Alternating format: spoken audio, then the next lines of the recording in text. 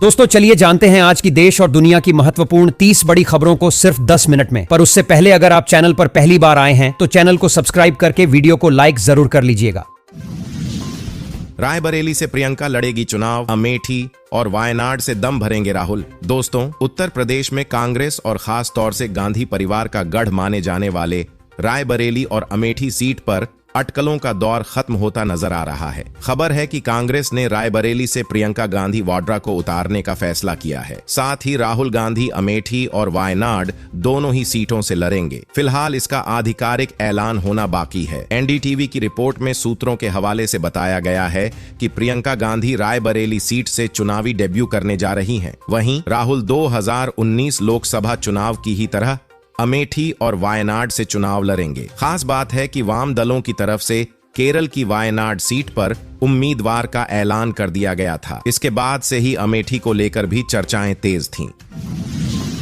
Patna police ने जारी की 5 लुटेरों की फोटो, सूचना देने वाले व्यक्ति को देगी इनाम। दोस्तों, पटना पुलिस ने हाल में हुई लूट की घटनाओं में शामिल 5 अपराधियों की तस्वीर जारी की है। पुलिस ने कहा कि अपराधियों की सूचना देने वाले व्यक्ति को उचित इनाम दिया जाएगा और उनकी पहचान गोपनीय रखी जाएगी। बकौल पुलिस 2 बाइकों पर सवार ये अपराधी गौरीचक ऑफ पटना सिटी क्षेत्र में हुई लूट की घटनाओं में शामिल थे। पीएम मोदी की सभा में नीतीश के शामिल नहीं होने पर क्या बोली आरजेडी? दोस्तों, लोकसभा चुनाव से पहले प्रधानमंत्री नरेंद्र मोदी एक सप्ताह से भी कम समय में दूसरी बार बुधवार को बिहार के दौरे पर बेतिया पहुंच रहे हैं। पीएम मोदी पश्चिम चंपारण जिला मुख्यालय बेतिया में 12,008 करोड़ रुपए की परियोजनाओं का अनावरण करेंगे। हालांकि प्रधानमंत्री के इस कार्यक्रम में राज्य के मुख्यमंत्री नीतीश कुमार शामिल नहीं होंगे। पीएम के कार्यक्रम में नीतीश कुमार के शामिल नहीं होने पर अब राजनीति चर्चा तेज हो गई है। आरजेडी प्रवक्ता मृत्युंजय तिवारी ने मीडिया से बातचीत के दौरान कहा कि 2 दिन पहले औरंगाबाद और बेगूसराय में प्रधानमंत्री की सभा हुई तो एनडीए के 2 घटक दलों के नेता चिराग पासवान और उपेंद्र कुशवाहा पीएम की सभा में शामिल नहीं हुए। आज नीतीश कुमार भी प्रधानमंत्री की सभा में नहीं जा रहे हैं। इससे साफ लगता है कि एनडीए नेगेटिव डिटेक्टिव अलायंस हो गया है।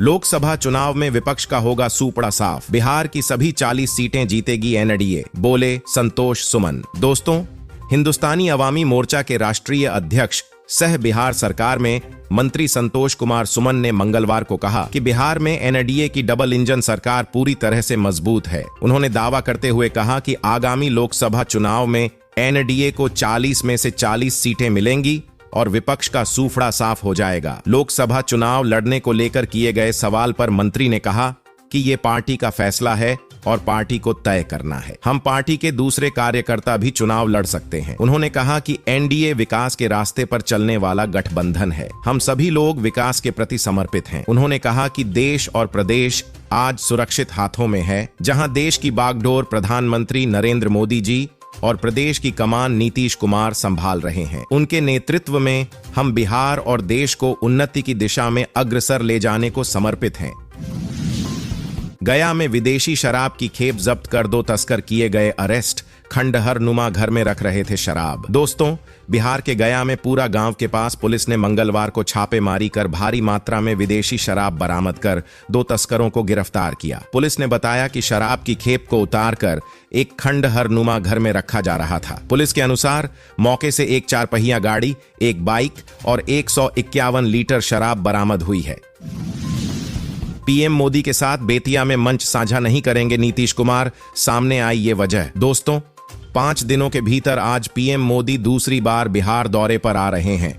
आज बेतिया में प्रधानमंत्री नरेंद्र मोदी 12,800 करोड़ की परियोजनाओं का शिलान्यास और लोकार्पण करेंगे। लेकिन आज मुख्यमंत्री नीतीश पीएम मोदी के साथ मंच साझा नहीं कर पाएंगे और उनकी जगह जेडीयू की तरफ से मंत्री विजय कुमार चौधरी पीएम की जनसभा में शामिल होंगे। नीतीश कुमार के पीएम मोदी के कार्यक्रम में शामिल नहीं होने की वजह उनका इंग्लैंड दौरा बताया जा रहा है। आज यानी 7 मार्च को दिल्ली से नीतीश विदेश दौरे पर जाने वाले हैं और आज शाम को दिल्ली के लिए रवाना होंगे। मुख्यमंत्री नीतीश कुमार बुधवार को दिल्ली जाएंगे, वहां से वे इंग्लैंड जाएंगे। दिल्ली में धारा 144 लागू, ट्रैफिक जाम को रहें तैयार, पुलिस ने पुख्ता की सुरक्षा। दोस्तों, किसान संगठनों के 6 मार्च को दिल्ली कूच का ऐलान करने के बाद मंगलवार रात एक बार फिर सीमावर्ती इलाकों की सुरक्षा कड़ी कर दी गई है। नाकों पर अर्धसैनिक बलों के जवानों की चौकसी बढ़ा दी गई है। इसके अलावा जिले के आला अधिकारी भी अलर्ट मोड पर हैं। मंगलवार शाम से ही सुरक्षा तैयारियों को लेकर बैठकों का दौर भी शुरू हो गया। समीक्षा के आधार पर कुछ पॉइंट पर एहतियातन चौकसी बढ़ा भी गई है। दरअसल पिछले दिनों किसानों ने यह घोषणा की थी कि वे 6 मार्च को दिल्ली की ओर मार्च करेंगे, जबकि 10 मार्च को रेलवे ट्रैक को रोकेंगे और 14 मार्च को किसान महापंचायत आयोजित करेंगे। दिल्ली में जारी रहेगी धूप और बादलों की लुकाछिपी, बारिश का भी अलर्ट। दोस्तों, दिल्ली का इन दिनों मौसम खुशनुमा बना हुआ है। दिन भर धूप खिली, धूप के साथ तेज हवाओं ने तापमान को बढ़ने से रोक रखा है, लेकिन मौसम विभाग ने गुरुवार से तापमान में तेजी से इजाफा होगा। इसकी वजह से दोपहर के समय लोगों को गर्मी परेशान करेगी। धूप के साथ ही तापमान भी बढ़ जाएगा। IMD के अनुसार गुरुवार को न्यूनतम तापमान 12 डिग्री सेल्सियस के आसपास रहने वाला है। मौसम विभाग की माने तो अगले 3-4 दिनों तक और ठंड बनी रहेगी। इस दौरान दिल्ली में अधिकतम तापमान 25 से 28 डिग्री, जबकि न्यूनतम तापमान 9 से 11 डिग्री के आसपास ही रहेगा। लखनऊ में बिजली का गलत बिल ठीक करने के नाम पर कर्मचारी ने मांगे 1 लाख, किया गया निलंबित। लखनऊ में बिजली का गलत बिल ठीक करने के नाम पर उपभोक्ता से 1 लाख की रिश्वत मांगने के आरोप में विद्युत विभाग में कार्यरत कार्यकारी सहायक अरुणेश सिंह को निलंबित किया गया है। बकौल उपभोक्ता बिना किसी अधिकारी के हस्ताक्षर के उसे नोटिस दिया गया, जिसमें 3.39 लाख का बकाया था। इसे ठीक करने के लिए रिश्वत मांगी गई।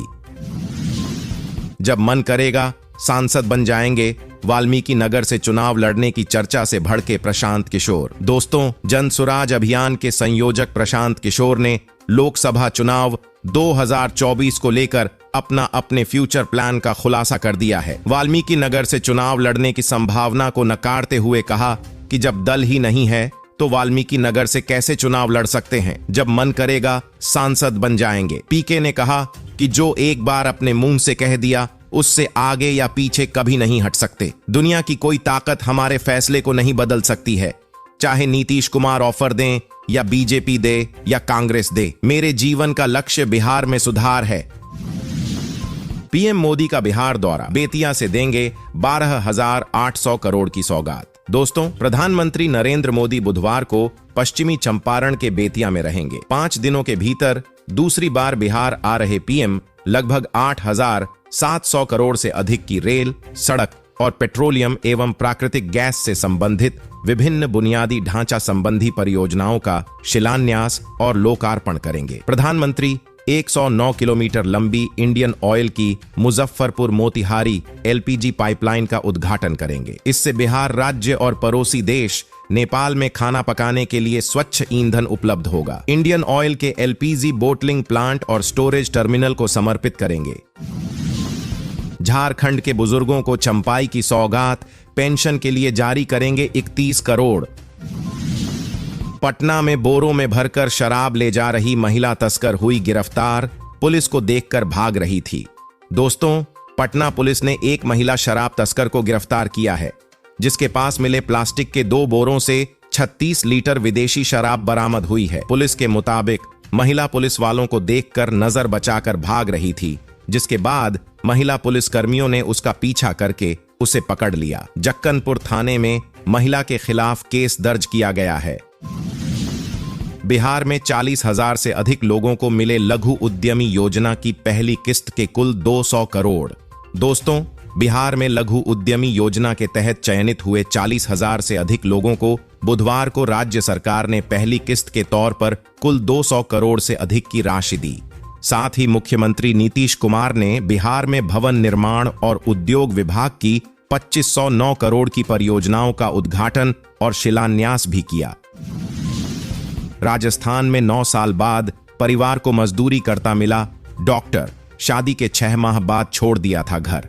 दोस्तों, राजस्थान स्थित अपने घर को 9 साल पहले छोड़कर गए वेटरनरी डॉक्टर जसराज जोधपुर में परिवार को मजदूरी करते हुए मिले हैं।